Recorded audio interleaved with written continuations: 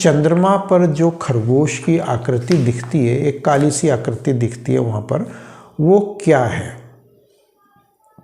क्या वहाँ पर खरगोश बैठा है, या हम जैसे कहानियों में, कविताओं में या स्कूल के पाठ्यक्रमों में हमने बचपन में जब पढ़ा कि वहाँ पर एक बुढ़िया है, खरगोश की आकृति है, तरह तरह से उसको हमने नाम दिया और उसको पढ़ा।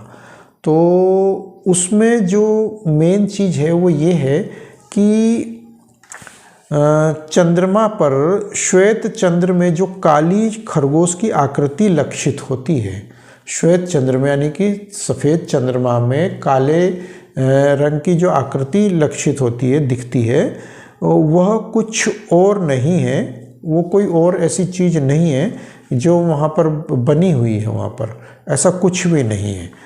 प्रत्युत नवधा विभक्त भारत का ही प्रतिबिंब है, यानी कि भारत का प्रतिबिंब है वहाँ पर, भारत की ही छाया वहाँ पर परिलक्षित होती है।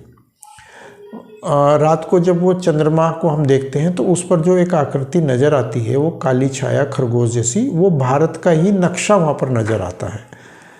और यह इस देश से ही चंद्र के मध्य दिखलाई पड़ता है, यानी कि सिर्फ, और ये आकृति सिर्फ भारत से ही वहाँ पर दिखती है। अन्य कहीं दूसरे द्वीपों पे अगर हम चले जाएं तो वहाँ से वो नहीं दिखाई पड़ती।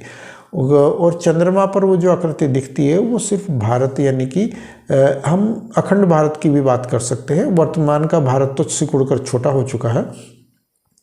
तो अगर हम पाकिस्तान में चले जाएं, अफगानिस्तान, बांग्लादेश, नेपाल, श्रीलंका, भूटान, तो ये इस हिस्से में अगर हम चले जाएं, वहाँ से भी अगर हम देखें तो वही खरगोश की आकृति दिखाई देगी हमें। यानी कि हम अगर, और फिर कि यदि हम अमेरिका में चले जाएं, ऑस्ट्रेलिया में चले जाएं, यूरोप के भाग में चले जाएं, तो वहाँ से हमें वो आकृति नहीं दिखाई देगी। वहाँ से हो सकता है कि कुछ और दिखे हमें वहाँ से।